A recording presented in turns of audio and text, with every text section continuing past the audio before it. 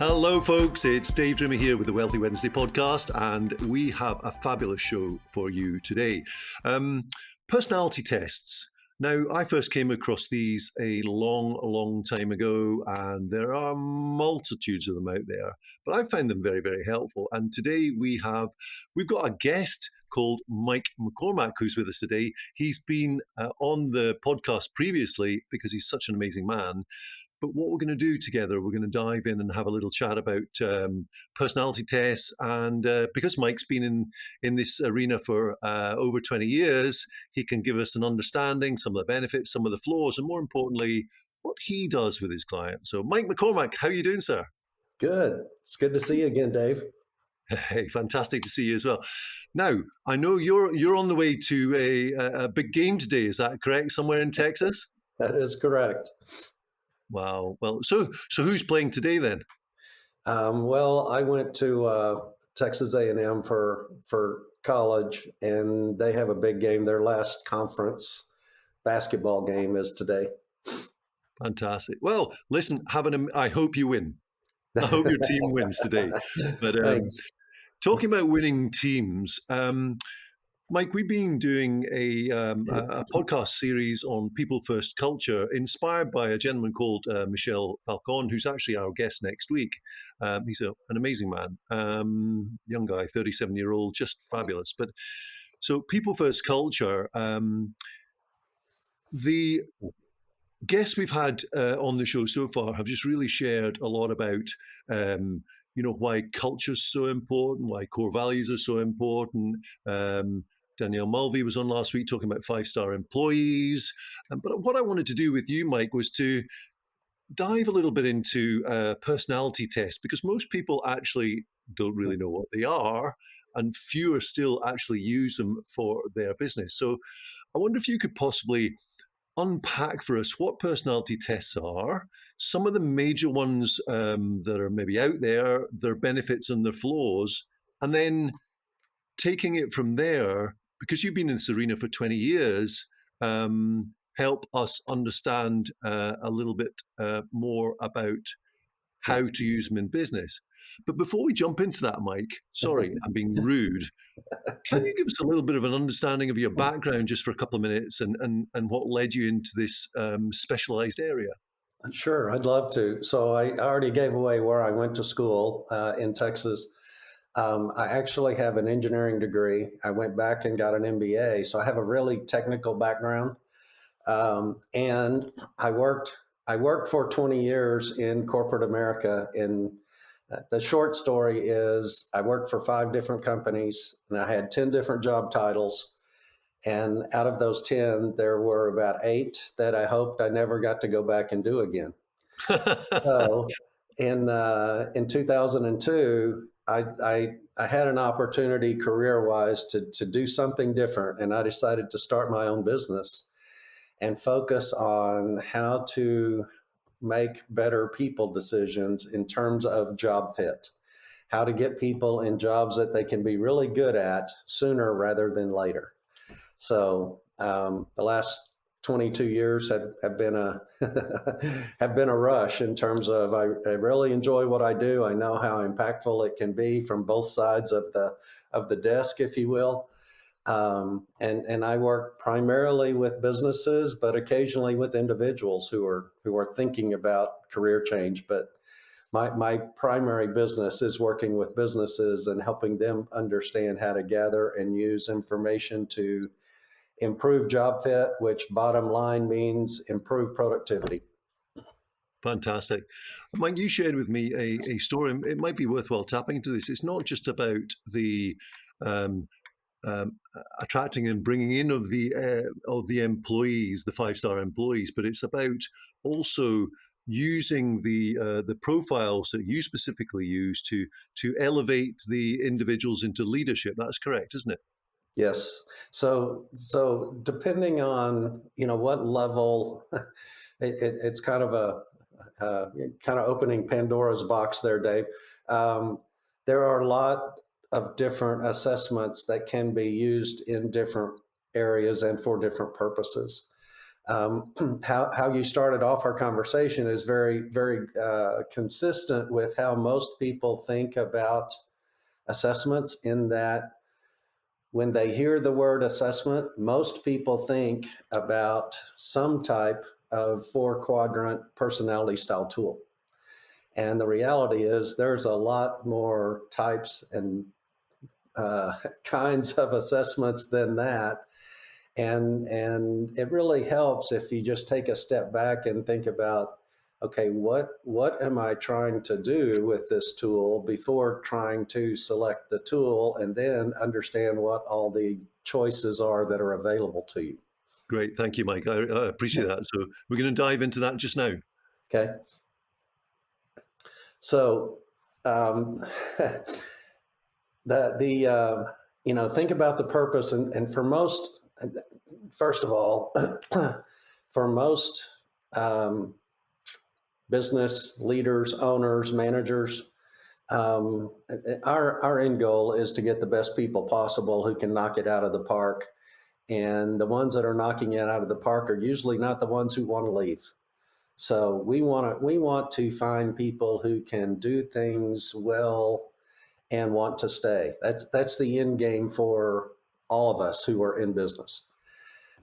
So there are, like you alluded to earlier, there are literally thousands of different types of tools out there. And the vast majority of them fall into that bucket called personality style test. Okay. Just to expand on that a little bit before we maybe drill down into some details, but other types of assessments include cognitive assessments, skills and abilities. What can they actually do? It might be manually, what can they do? It might be mentally, what can they do? There's lots of different types of those assessments. And also, what kind of work are they interested in? So getting back to your question, what we do is use information from all of those categories, and we assess. We go in a client company. We will go in and assess their top performers, and then show the owner, manager, leader, whoever we're working with. We'll show them what traits, characteristics, skills, interest, et cetera, kind of the whole enchilada, if you will. We'll show them what their top performers have in common and how it's different from their middle or bottom performers. So basically, Mike, sorry to interject here. Yeah. So, let's just say in a typical business, you've got obviously got a sales department, you've got a operations department, an HR, finance. So each of those different areas require different personality, a different persona to make it run effectively. So you go in and you diagnose, if you like, what the success elements are in each of the key performance in those areas. Is that what you're saying? Yeah, and Dave, just to put it into another perspective, most people, well, first of all, there are, I'll go back a step here. Some tools may be good, usable, suggested for certain parts of your business, but not others. For example, personality style tools that only measure personality, and they put you into one of 4 quadrants, and there's thousands of different types of those. They are not recommended to use for selection. Okay. Now, most people don't know that. Most people who are using them don't know that. Right. And there are a lot of people and companies who use them in the selection process. Okay, but if that's all you're using as an assessment, it's not very predictive. And let me put it into a different framework for you. So those tools are set up. Most of them, I'll give you some terminology here. Most of the personality style tools are ipsative, And that means you're asking a person to tell you about themselves and then you report it back to them. Okay. It's kind of a, Okay. it's a self-report kind of thing. Okay. As compared to normed, and a normed assessment is we compare your answers to everybody else who answered this, and we compare where you fall on the scale. In terms of, most people will fall somewhere down the middle, and there's some people who fall on the left end and some people who fall on the right end. So that's two major different types of assessments. But let's go back to the 4-quadrant personality style tools. If you think about it, big picture, first of all, you're asking them to tell you about themselves. You're not correlating that against anything else. And secondly, those assessments, roughly, everybody falls into one of 4 boxes. Okay. Yep. And roughly 25% of people who take them fall into each box. Okay. So if you look at it on a global, on an international global perspective, everybody's one of those 4 things. Okay. Yep. So if you keep going down that path and you say, okay, I'm going to use that for selection. So if everybody's one of those 4 things and you use that for selection, you're basically thinking or saying that 1 out of every 4 people in the world can do the job you're trying to hire them for. Okay. Which So is just not a true statement. Mike, just on that basis there. So a common phrase out there when I'm speaking to business owners is, "Oh, we can't find anybody. There's nobody in the industry, etc., etc., etc." Another common phrase is, "Oh, we just need to put bums on seats," and nobody wants to be a bum on a seat. So what we've got is we've almost got like at the entry point, we've got people who don't know anything about personality tests. Then we have personality tests, for example, for me, it's like maybe the DISC profile or Myers-Briggs. Yeah. What other ones are out there that are Well, just DISC alone, there's multiple versions and vendors of the DISC. Ah, Okay. okay. So that's why there's hundreds or thousands of DISC type tools, Yep. or built off of that same framework. They may call it something else, but it's that same exact framework.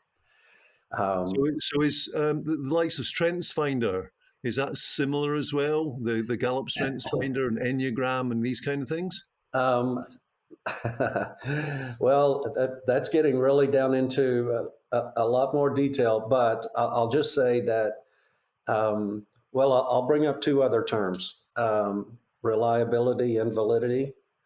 So when you're using assessment instruments, number 1, reliability means if you use it again, you get the same answers.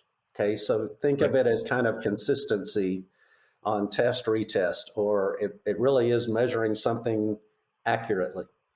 Okay.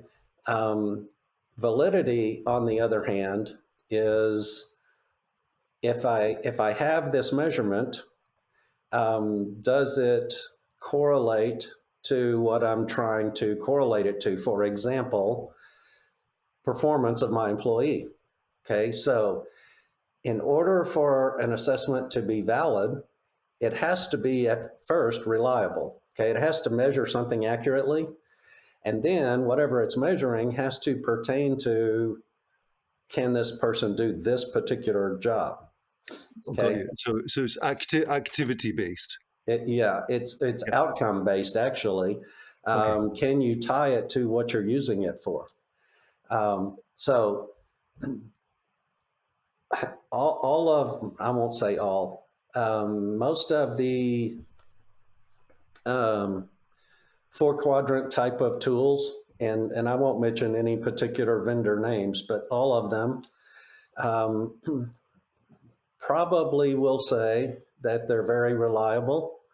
You and I both sitting on this call, if we were going to apply for a sales position and we were asked to take a 4-quadrant style personality style tool test assessment, we could make it look like what we wanted it to look like, that we were very outgoing, extroverted, good in front of people, etc. Um, So and you, that so, so, so Mike, so what you're saying is you can manipulate it. sometimes you can. Got you. And some of them, and just to go one level deeper, and I know we don't want to get down in the weeds, but one other question you can ask yourself if you're thinking about using assessments is, does it measure distortion? Okay, Yep. some do, a lot don't. Okay. So it's something that's pretty hard to measure, but basically what you're trying to do is to get a readout on, is, can I trust and believe what this person just told me, or how they answered these questions? Right. Okay. And so a lot of the four quadrant tools don't have that capability to measure distortion, but it's a good question to ask. Okay. And Um, just, and Mike, sorry to butt in again. There's, so I've taken, oodles of these different personality tests, and they kind yeah, of say bits and bobs of the same thing. right. One test I took was created by Kathy Colby, and that was the Colby A index, which Hmm. I found fascinating because it absolutely nailed me in terms of my outcome and the activities I did in my day-to-day job to be successful, so I could work on my strengths. What's uh, have you looked into that at all in the past, or You is know, it like I you? have I haven't looked at the Colby recently.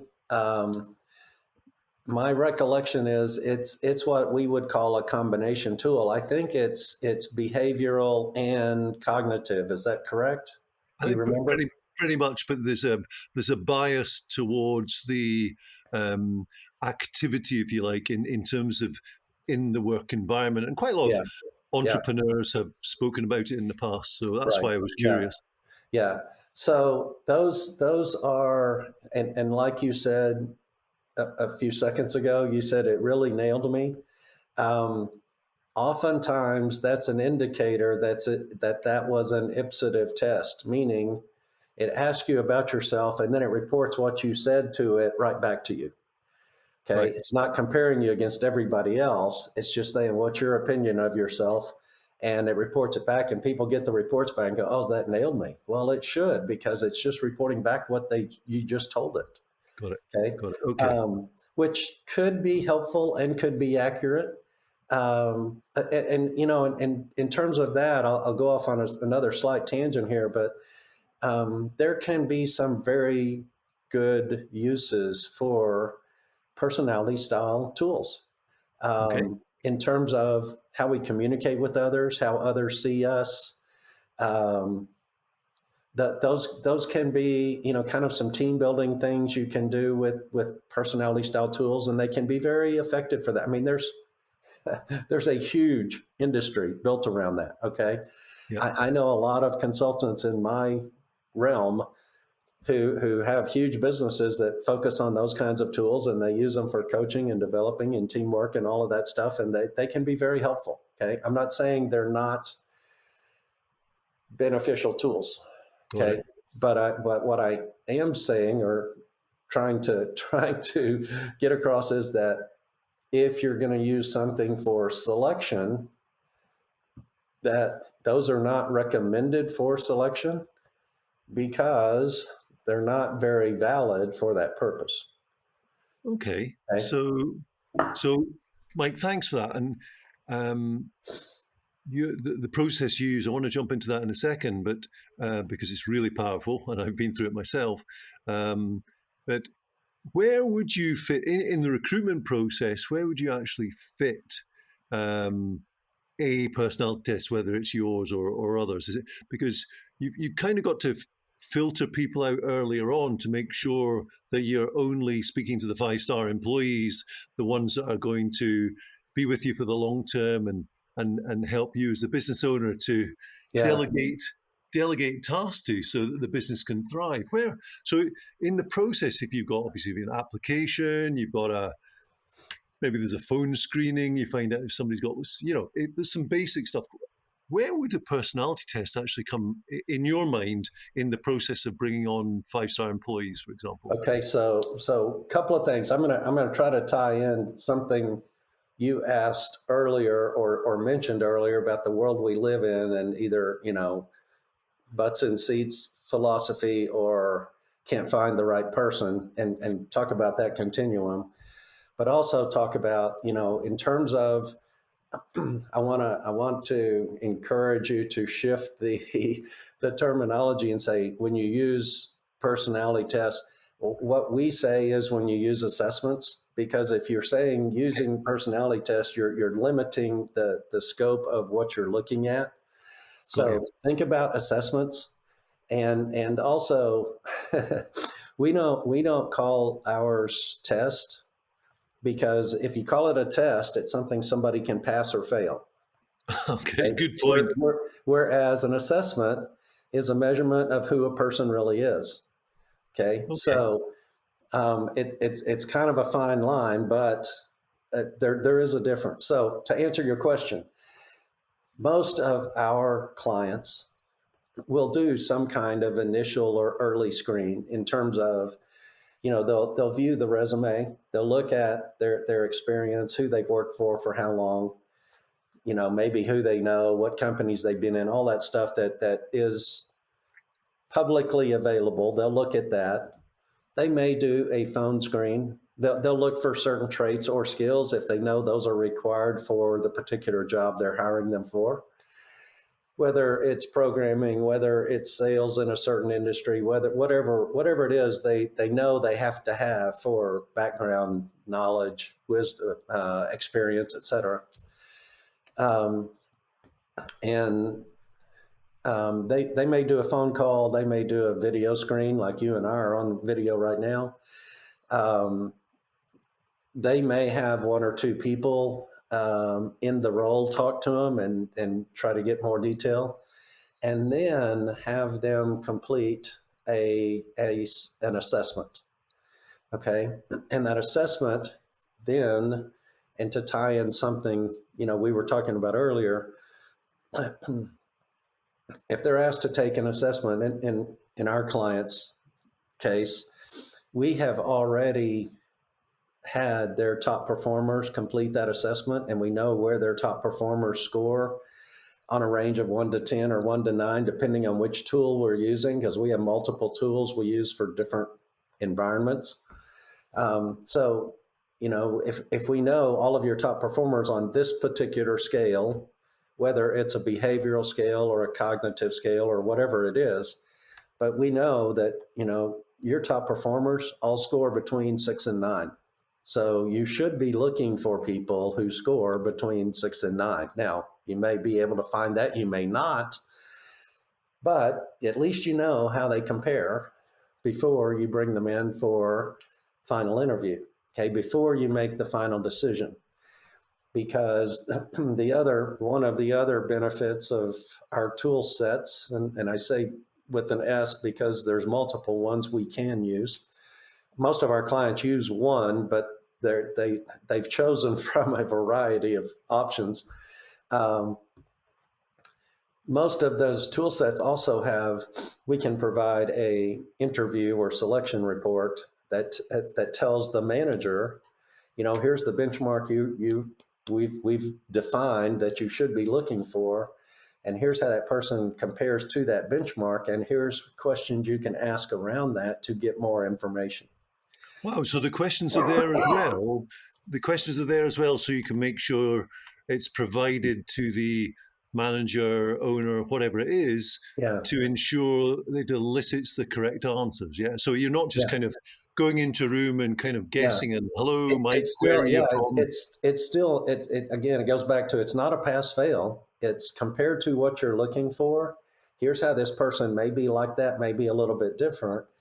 And here's how you can drill down more to get a better feel for, do you think this can work out given what you know about your people, their experience, your history, et cetera, that are already on your team, and results you've seen before and how they're performing, and then compared to this person's. Now, I want to go back and tie it into something you said earlier about there's those out there and we've got, there's companies here, there's companies everywhere who, just butts in seats. We don't, if it doesn't work out, it's okay because we were paying commission. And if they didn't sell anything, we didn't pay them anything. So no big deal. Well, that's an environment and a culture that you or I never want to be a part of, and probably don't want to work with those kinds of companies. Yes. Okay. Because that's not a win-win for anybody. On the other end is trying to find the exact profile of the person you're trying to find that looks exactly like your top performers. And that may be hard to find. Okay. But here's the happy medium between those. That is, okay, I know, I've posted this job, I've advertised it, I've gotten resumes, I've talked to 4 or 5 people. Here's the top 2 or 3 that I think might best fit this role, and then have them complete the assessment. And then what you have is an objective comparison on paper of these 3 people, who's likely to be the best fit compared to that my top performers, who I know how they're performing and love to have people like them again. Okay, so you may not have that exact perfect fit, but you'll know how close you are, and you'll know, can this work? Well, maybe. Can this work? Well, everyone I've had before who scored in this area on this scale or scales never worked out. So I'm not going to go down that path again. Okay. Excellent. So you have much more information to make your decisions, regardless of where you are on that continuum of what kind of people you're trying to hire. So basically what's actually happening is you're not making an emotional decision just to fill a space at a desk or a cubicle or an office or whatever. You're using logic, and you will therefore be able to use the data to compare against the top performers in each of the different areas. It is much, much more objective. I won't say it's absolute. There's no tool or tools out there that are what I would call the silver bullet. Have them take this. Sure. If they score this, it's perfect. It's going to work no matter what. All bets are off. That this is a slam dunk, whatever. Yeah. There's no tool out there that can do that. Now, having said that, I'll give you an example. I just redid some case studies for what we've done for some of our clients. In one case, it was a fairly large company. They had 59 people doing the same role. So we had a lot of data. And they shared their performance metrics for those 59 people in 4 different KPIs. Okay. So our first part of the process was collecting all that data and then comparing their performance and coming up with top and middle and bottom performers based on their scores. And then we all 59 people completed an assessment where we measured 20 different traits. Okay. And they were across the board. So we call it a whole person assessment, not a personality style tool, because we measure behaviors, which some people equate to personality, but we also measure cognitive, and we also measure interest. So we have 20 different data points for each person. Long story short, we built the benchmark using the results from the top performers. We built a spreadsheet showing, okay, if you drop everybody's raw scores into this template, it will predict whether or not they're going to be a top, middle, or bottom performers, just to see how it would work. And in that particular case, and I promise you this doesn't happen all the time, but it can happen. And I had used a data scientist to help me with the analysis, somebody who's a lot more technical than I am. And I feel like I'm pretty technical, but this guy's rocket scientist kind of guy. Okay, very good. So after we had gone through all of the stuff, we created this little template, and we said, okay, if you put a candidate's scores into this, we can predict whether they'll be a top, middle, or bottom performer. And we tried that template against the scores of all 59 people that were already in that role. And in every single case, we could predict which category they would fall in. We could Wow. predict if they were going to be top, middle, or bottom performer. Now, again, it doesn't work like that all the time, but the more data you collect across different areas or categories, I'll say, in terms of skills, abilities, behaviors, etc., the more you're willing to collect, the more you can predict.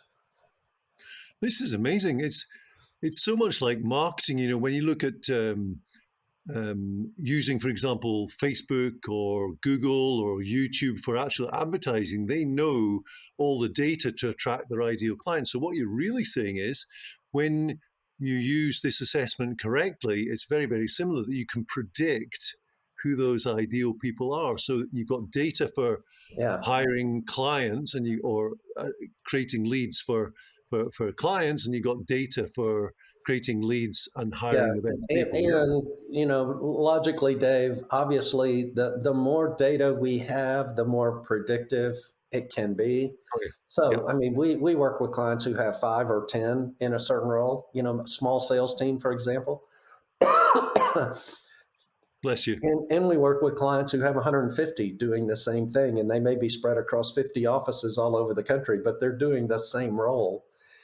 And we've analyzed their performance using similar tools and been able to correlate, you know, a differentiation, show them how the numbers look different in terms of job match. They look different for your top performers, your middle performers, and your bottom performers using these tools and these processes.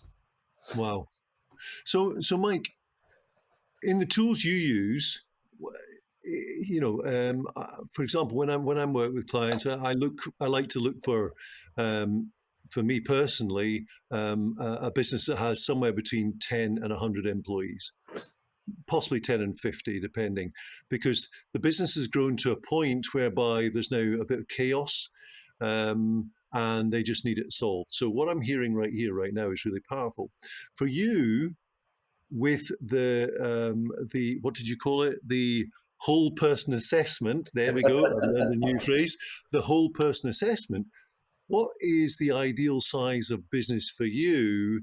And second to that, because I do a lot of work with trade companies, you've got a different assessment that can be used for more what I would call blue collar workers as well. Blue collar, manual labor, the entry level positions. Yeah. That's what I was saying earlier. We have different tools for different types and levels of professions. So it's not a one size fits all kind of scenario. Depends on, you know, the company, their need, their role, et cetera. But to your question, we work with companies of all sizes. Again, the more data, the better from our perspective.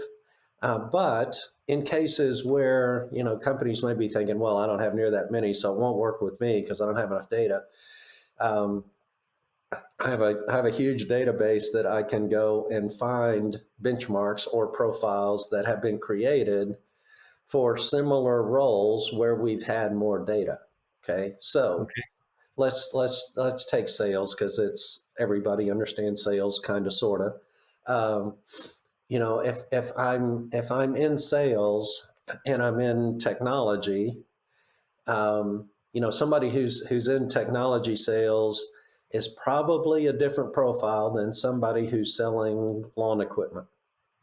Okay.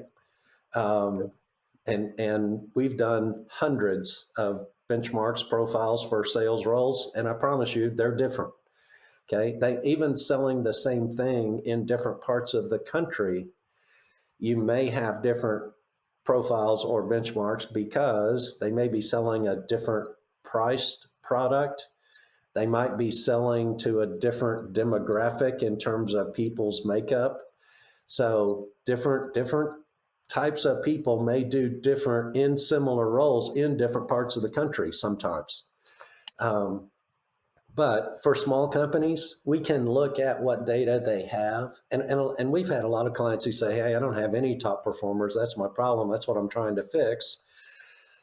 In those cases, we can look at our database and find the closest benchmark or profile we have to that role and start out by using that. And we can, Fantastic. if they want to, if they're able to, we can have their current team take it and we can show them, how they compare to this benchmark and what would you like to see more of or less of in terms of these 10 or 20 traits, depending on which tool we're using. So literally, it sounds to me like you are very much like a doctor, and you're doing a diagnosis, and then you're prescribing the right Yeah, medicine in the end of the day. exactly. Very good, Exactly. very good. And And I'll another just throw this out there too, Dave. We haven't talked about this. I've just completed in the last couple of weeks. I've just completed revising, updating some case studies that I've done for clients over the years.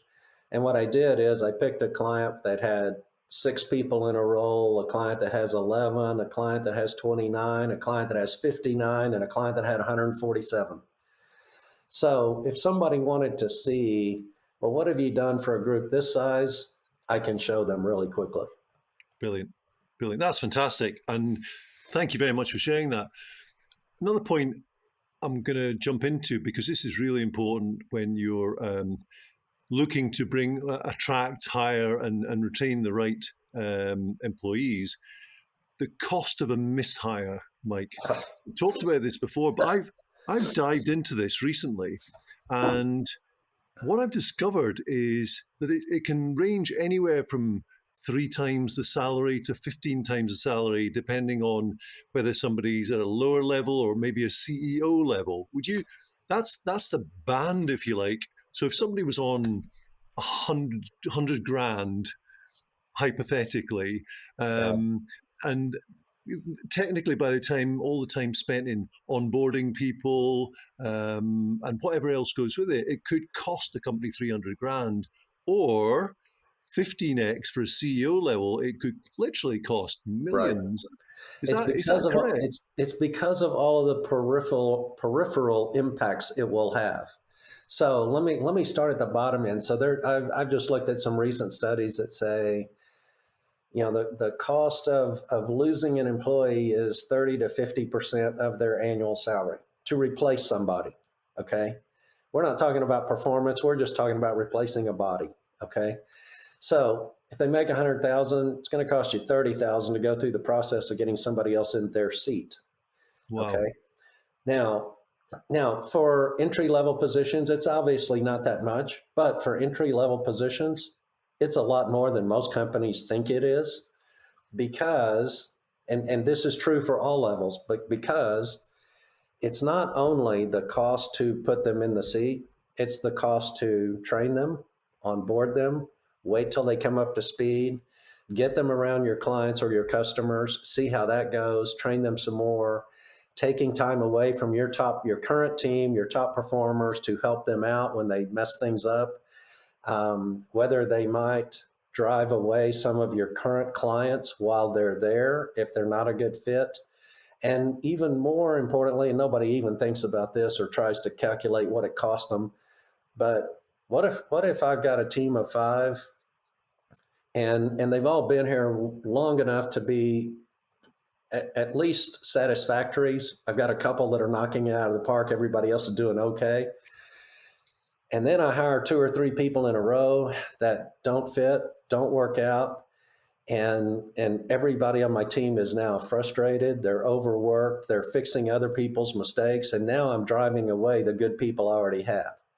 Yes. So that's where, and so when you start to drive away clients and you start to drive away your current team, that's when it gets explosive in terms of what it's costing you to take Absolutely. this for granted and just hope it works out. In general, hope's not a good plan. And the more you think about it, the more you strategize, the more you create a guideline, a framework for how you're going to go about doing it, and know why you're doing it that way, the better chances that it's going to turn out good. Listen, that's fantastic advice. Now, a friend of mine once said to me, on the back of what you just said there, if you hope, you go broke. Yeah, yeah. Well, So, Mike, I was just going to kind of summarize a lot of this stuff, Dave, because again, I've been doing some research lately, and I've met with some big clients, and I've done some training for new managers in one of my clients' organizations. So I'm always thinking about, well, how can I simplify all this stuff? Kind of put it into a little basket that everybody can know and see and understand. And my mind, everything kind of fits into 4 buckets. When you're talking about people on your team, and finding and keeping great employees, great performers, kind of falls into 4 buckets. Number 1 is, how well do they fit the job that you're going to be asking them to do? I think that's first and foremost, because if that one doesn't work, the rest of them aren't going to work either. Period. Second one is compensation. Are they adequately compensated for the performance that they're giving you? Third one is in today's world. I'm thinking about what's happening in our world today. The third one is there an opportunity for career advancement? Almost everyone is looking for that. And the fourth one is, do you have great coaches within your organization? Okay, are you helping people develop their careers along the way? Every time, every possibility that you have, are you constantly trying to move your people forward? I And like, Mike, the last 2 you've put in there. Sorry to interject here, but that aspect of growth. Is there a career path, and are there coaches that can help them grow into their potential? I think that's fantastic, and yeah, thank you so much for raising that. well, and the interesting thing about those 4 buckets I just defined is that if you use the right tool sets that measure a lot of different things, it can drastically help you improve in 3 of those 4 areas. Now, I can't help you on the compensation side in terms of, your industry and your location and your jobs a lot better than I ever will, and I don't want to be in that business. But in terms of job fit, we're A plus. In terms of career advancement, not only can we benchmark key roles, and in some of our clients, they've benchmarked every role in their organization. So if they have a person that is tired of doing what they're doing and they want to see if they fit somewhere else, we can compare them to all of the other benchmarks in their company and say, hey, if there's an opportunity to move them here, they're likely to be a lot better at this than at that. Okay, so Yep. and coaching, we knowing how people are wired, knowing how that's relates to your top performers, can give you some very quick and effective insights as to everyone's got limited time and resources for coaching. So where can I spend my time, energy, resources, money, where it can help me the most based on all the data I've collected? Mike, thank you so much. You have been incredibly generous today. I know you're time starved. You need to get away to this basketball game, but you have unpacked so much fabulous information there. I absolutely love the fact that you can, out those 4 buckets, you can predict 3 of them. We can improve 3 of them. We can predict 1 of them. We can drastically improve 2 others. Wow. Okay. Thank you very much. Thank you for correcting me on that. Yeah. But overall, for the majority of people who just hope, oh, they're breathing, they can sit in a seat, they can do a job of work. They're available. Yeah, they're probably going to be gone in 6 months or 12 months' time, or they're going to, I'll use this correctly, potentially infect the other people around about them if they're the wrong fit. So yeah, the infections can be really expensive for companies. Absolutely. So Mike, I just have thoroughly enjoyed this. You know your game. You've been in the game for 20 odd years. You've got multiple tools and assessments, whether that be C-suite. There's a whole other story about when somebody's in, how you can help them grow to the next level. But we don't have time for that today. But you did tell me a story about, and folks, if you're listening to this, is really important. Mike had a client, correct me if I'm wrong, you had a client, Mike, who came to you and said, oh, listen, we promoted someone up, but it's not working. Oh, Could yeah. you just quickly jump into Yeah. that? Yeah. So one of the tool sets we use has the option to print, create, generate a leadership report. Now, it is a little bit subjective, but based on how a person is wired, we can predict how they're likely to be seen as a leader or in a leader role. So this very, very senior manager at my largest client calls me one day and says, hey, Mike, I promoted this person about, a few months ago. And my words, not hers, but my words, it's been a train wreck. It's not working. And I said, okay, so did you run the leadership report before you promoted them to see what it was going to be like or what you may have to deal with? And there was a pregnant pause, and she said, no. I said, okay, first step. I said, I'm going to run the leadership report. I'm going to send it to you. I want you to look at it and then call me. So I sent it. About 30 minutes later, she replies to me and basically says, oh my God, everything I'm dealing with in terms of stuff that's not working is clearly printed and pointed out in this report. Because the Wow. report lists strengths and lists challenge areas based on how they're wired and how other people are likely to see that and react to that. And she says, man, I wish I'd have done this ahead of time. And it doesn't necessarily mean she wouldn't have promoted that person, but she could have proactively worked, coached, developed that person in those areas so that it wouldn't have turned out so negatively for both of them to just do it blind and hope for the best after she promoted her. So that goes back to your 4 buckets, step 3 and 4 again. It's about that career path, what's right for the individual and right for the business, but also about coaching them to achieve their optimum level. Right. Exactly. Yeah. Amazing. Mike, how can people get hold of you? Because this has been hugely valuable. And in today's society with, costs going through the roof, fixed costs are, employees are pretty much the largest fixed cost in a business. So how can people get in touch with you so that they can learn more on how to create whole person assessments and to hire the right people? Good job, Dave. So best way is to email me. Okay, you can go to my website, but my email is mike@people- or hyphen, it's not an underscore, it's a dash, right, RIGHT.com. So that's Mike at people-right. That's so people right with a hyphen in the middle.com. Mike at people-right.com. Yeah, and if you're coming to me from this podcast, say, hey, I heard you on Dave's podcast, and like I said, I've got multiple case studies. You can say, I'd like to talk, and I'll send you a link to get on my calendar. Or if you have a specific question you want to ask, I've got a team of 10 or I've got a team of 50 or whatever, can you send me something?